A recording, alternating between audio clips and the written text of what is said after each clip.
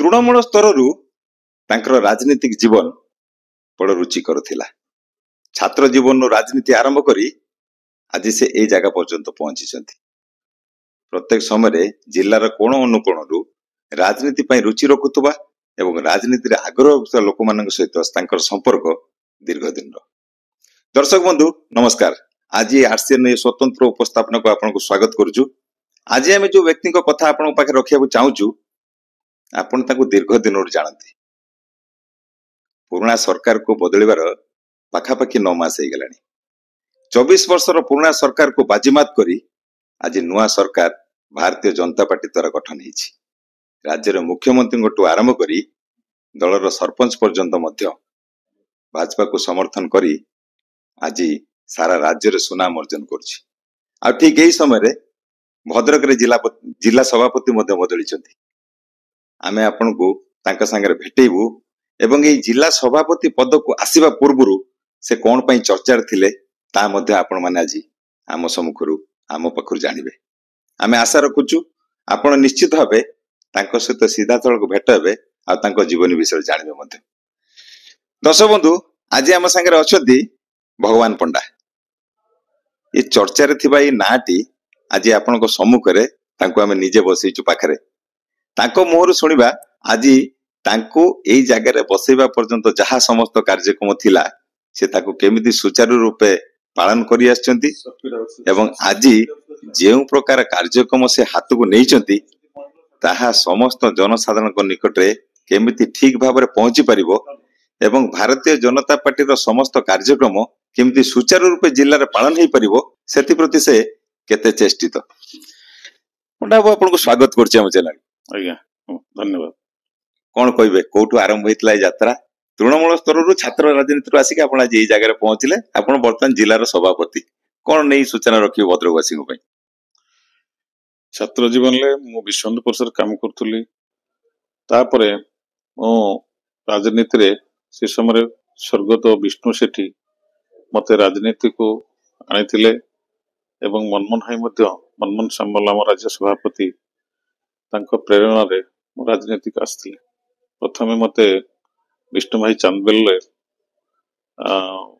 प्रभारी भाव देथिले तापरे मु सेठू जाइथिले बालेश्वर बस्ता निर्वाचन मंडल खारवल स्वयं पई काम करिया प्रचार काम करिया पई तापर आसला परे मु पुणी चांदबेल जाइथिली। चांदबेल आसिक चांदबेल जाइथिली। चांदबेल आसला समय से सब निर्वाचन मंडल परिवर्तन हो गला तो आमे पुणी धामनगर को आसिलु। धामनगर आसिक मो दूसरे रही तापरे आमे मो दुबल जाइक रहउतली। विभिन्न समय विभिन्न सेठी मध्ये आमे भुवनेश्वर जो कोऑपरेटिव इलेक्शन होतला से समय हमर आईन मंत्री का पई मो जाइक मध्ये प्रचार प्रसार करथले। से समय हम राज्य संपादक तुषार जेना हमर पूर्वतन सभापति अक्षय साहू पूर्वतन सभापति दीनबंधु पति आमे सब मिसी से समय काम करथलु।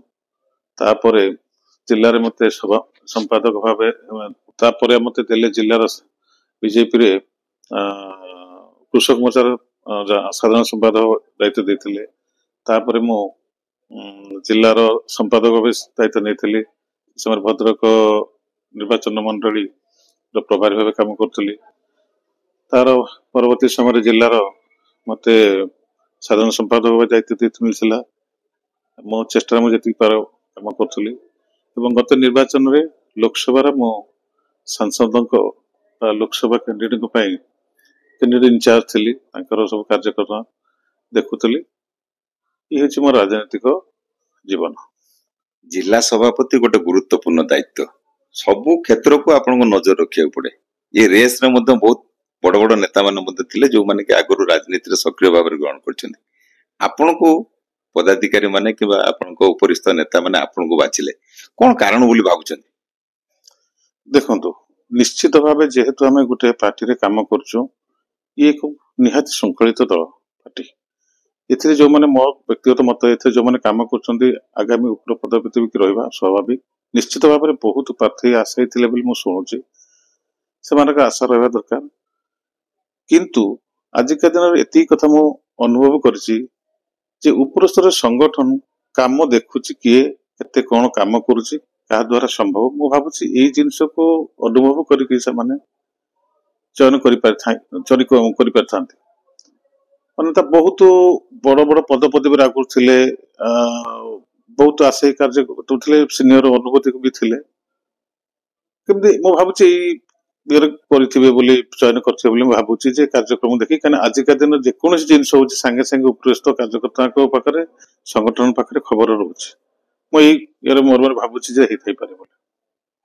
ଛୋଟଠୁ ଆରମ୍ଭ କରିକି ଯୁବକ ମାନଙ୍କଠୁ ନେଇକି ବୃଦ୍ଧ ମାନେ, ଯୋଉମାନେ ବୟୋଜ୍ୟେଷ୍ଠ ବୁଦ୍ଧିଜୀବୀ ଭଦ୍ରକର, ସମସ୍ତଙ୍କ ସହିତ ଆପଣଙ୍କର ଗୋଟେ ସୁପରିଚିତ ଚେହେରା। ଆପଣ କଣ ଭାବୁଛନ୍ତି ବର୍ତ୍ତମାନ ସମୟରେ ଯୁବକ ମାନଙ୍କୁ ନେଇକି ରାଜନୀତି କେମିତି ଚାଲିଛି, ବୁଦ୍ଧିଜୀବୀ ମାନଙ୍କ ପାଖରେ ଆପଣ କେମିତି ପହଞ୍ଚୁଛନ୍ତି, ଏଇ ଯୋଉ ଗୁରୁ ଦାୟିତ୍ୱକୁ ଆପଣ ଗୋଟେ ଲଙ୍ଗ ଟର୍ମ ହିସାବରେ କେମିତି ନେବେ? ଦେଖନ୍ତୁ, ଭାରତୀୟ ଜନତା ପାର୍ଟି ବିଗତ ଦିନ ଯେଭଳିଆ ଲୋକମାନଙ୍କୁ ବୁଝେଇବାର ଥିଲା ବିଜେପି କଣ, ଅନ୍ୟଥା ବିଜେପିର ଲାଭିମୁଖ୍ୟ କଣ, ବିଜେପି କଣ ପାଇଁ ଗୋଟେ ରାଜନୈତିକ ଦଳ ହେଇଛି, ଆଜିକି ଦିନରେ ସେ ଜିନିଷ ନାହିଁ। ବିଜେପି ତୃଣମୂଳ ସ୍ତରରେ ବହୁତ ମଜବୁତ ଅଛି। ମୋ ଜାଣତରେ ମୁଁ ଜିଲ୍ଲାର 5ଟି ନିର୍ବାଚନ ମଣ୍ଡଳୀ ସାଙ୍ଗରେ ଅତ୍ୟପ୍ରତ ସବୁବେଳେ ଜଡିତ ଅଛି, କାର୍ଯ୍ୟକର୍ତ୍ତାଙ୍କ ସହିତ ଅଛି। ୟା ସହିତ ମୁଁ 2ଟି ଅନ୍ୟ ଜିଲ୍ଲା ବାଲେଶ୍ୱର, ସୋର, ସିମୁଳିଆ ସାଙ୍ଗରେ ମଧ୍ୟ ଜଡିତ ଅଛି। ବିଜେପି ବର୍ତ୍ତମାନ ତୃଣମୂଳ ସ୍ତରରେ ବହୁତ ମଜବୁତ ଅଛି। ତ ଏକୁ ଗତି ଦେବା, କ୍ରିୟାଶୀଳ କରିବା ପାଇଁ ଟିକେ ଦରକାର। ଯୁବକ ମାନଙ୍କର ବହୁତ ଉତ୍ସାହ ଅଛି, ବହୁତ ଅଛି, ତାଙ୍କୁ ନେଇକି ଆଗକୁ ଯାଇହବ। ଜଣେ ଯୁବକ ହିସାବରେ ଆପଣ ପ୍ରତ୍ୟେକ କ୍ଷେତ୍ରକୁ ନଜର ରଖନ୍ତି, ବିଶେଷ କରି ଭାରତୀୟ ଜନତା ପାର୍ଟି ଆସିଲା ପରେ ଆପଣ ବହୁତ ଉତ୍ସାହିତ ମଧ୍ୟ। ଆମେ ଦେଖୁଥିଲୁ ଯେତେବେଳେ ସରକାର ଗଠନ ହଉଥିଲା, ଭଦ୍ରକରେ ବିଧାୟକ ସାଂସଦ ଯେତେବେଳେ ଭାରତୀୟ ଜନତା ପାର୍ଟିର ହେଲେ, ସେତେବେଳେ ବି ଆପଣଙ୍କର ଗୋଟେ ବଡ ରୋଲ ଥିଲା। ସେତେବେଳେ ସେ କଥାଟାକୁ ନେଇକି ଆପଣ ଯେତେବେଳେ ଉପରିସ୍ଥ ନେତାମାନଙ୍କ ପାଖରେ ପହଞ୍ଚାନ୍ତି, ସେଠୁ କଣ ଆଶ୍ୱାସନା ପାଆନ୍ତି ଆଉ ତାକୁ କେମିତି ଜିଲ୍ଲାରେ କାର୍ଯ୍ୟକାରୀ କରିବେ ବୋଲି ଆଶା ରଖିଛନ୍ତି? ଭାରତୀୟ ଜନତା ପାର୍ଟି ବ୍ୟକ୍ତି ବିଶେଷ ଦଳ ନୁହେଁ, ସାଂଗଠନିକ ଦଳ। ଏଠି ଯାହା ସଂଗଠନ ନିଷ୍ପତ୍ତି କରିବ ତାକୁ ଆଣି ତୃଣମୂଳ ସ୍ତରରେ ଏମ୍ପିଙ୍କ ପାଇଁ ହଉ, ସାଂସଦଙ୍କ ପାଇଁ ହଉ କିମ୍ବା ବିଧାୟକଙ୍କ ପାଇଁ ହଉ, ତାକୁ ଆମେ କାର୍ଯ୍ୟରେ ପରିଣତ କରୁ। ତେଣୁ ଯୋଉ ସମୟ ଆସି ଗତ 2 ବର୍ଷ ଯାଇଛି, ନିର୍ବାଚନ ସମୟରେ ବହୁତ ଗୁଡାଏ ସମସ୍ୟା ଆମେ ସମ୍ମୁଖୀନ ହେଇଛୁ। ତାକୁ ଯତ୍କିଞ୍ଚିତ ଆମେ ଚେଷ୍ଟା କରୁଛୁ ତାକୁ ସମାଧାନ କରିବା ପାଇଁ, ଏବଂ ଯାହା ହଉ ଆମେ ସେଥିରେ ସଫଳ ମଧ୍ୟ ହେଇଛୁ। ଜିଲ୍ଲା ସଭାପତିଙ୍କର ଗୋଟେ ମୁଖ୍ୟ କାର୍ଯ୍ୟ, ବିଶେଷ କରି ବିଧାୟକ ଏବଂ ଯେ ଏରିଆର ସାଂସଦ, ତାଙ୍କ ସହିତ ଗୋଟେ ସମନ୍ୱୟ ରକ୍ଷା କରି ଜନସାଧାରଣଙ୍କ ପାଖରେ ପହଞ୍ଚିବେ, ଉନ୍ନତିମୂଳକ କାମକୁ ନେଇକି ପହଞ୍ଚିବେ। ସେଥିପାଇଁ ଆପଣ ନିଜକୁ କେତେ ପ୍ରସ୍ତୁତ ରଖୁଛନ୍ତି?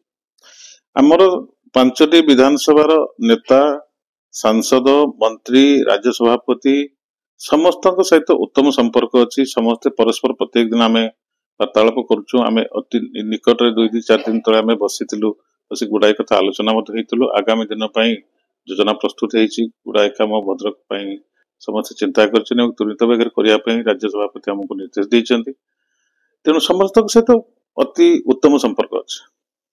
ଗୋଟେ ଭଲ ରାଜନୈତିକ ପରିବାରରୁ ଆପଣ ଆସି ନଥିଲେ ମଧ୍ୟ ଆପଣ ନିଜେ ନିଜକୁ ଠିଆ କରିଛନ୍ତି ରାଜନୀତିରେ।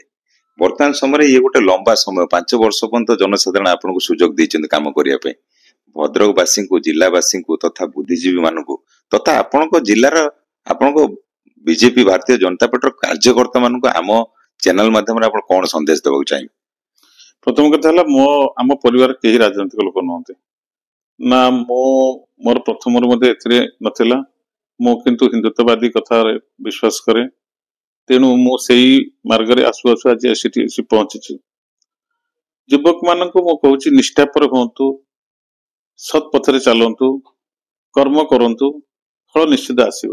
ସଂଗଠନ ନିଶ୍ଚିତ ଦେଖୁଛି କିଏ କଣ କାମ କରୁଛି, ୟା ତା କଥା ନ ଭାସି ଠିକ ରାସ୍ତା କୋଉଟା ତାକୁ ଚିନ୍ତା କରି ଚୟନ କରିବା ଉଚିତ। ଦର୍ଶକ ବନ୍ଧୁ, ଆପଣ ଶୁଣୁଥିଲେ, ଆମ ସାଙ୍ଗରେ ଥିଲେ ଭଦ୍ରକ ଜିଲ୍ଲାର ଜିଲ୍ଲା ସଭାପତି ଭଗବାନ ପଣ୍ଡା। ପ୍ରତ୍ୟେକ ସମୟରେ ସେ ଆପଣଙ୍କ ପାଖରେ ଅତି ସ୍ପଷ୍ଟତାର ସହିତ ଉତ୍ତର ରଖିଲେ ଯେ ନିଷ୍ଠାର ସହିତ କାର୍ଯ୍ୟ କରନ୍ତୁ।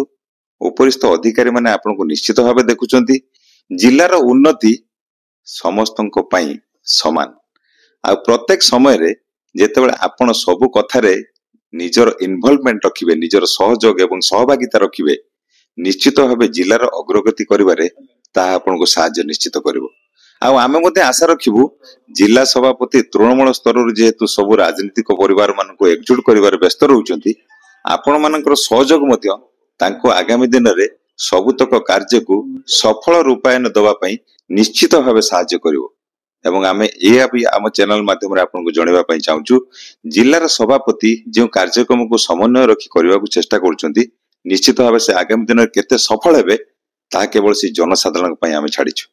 ଜନସାଧାରଣଙ୍କର ଆଶୀର୍ବାଦ ନିଶ୍ଚିତ ଭାବେ ନେତାଙ୍କୁ ତାଙ୍କ କାର୍ଯ୍ୟ ସଫଳ କରିବାରେ ନିଶ୍ଚିତ ଭାବେ ସହାୟକ ହେବ। ଭଦ୍ରକରୁ ପ୍ରଭାତ ବିଜୟ, ଆର୍ସିଏନ୍ ଓଡ଼ିଆ।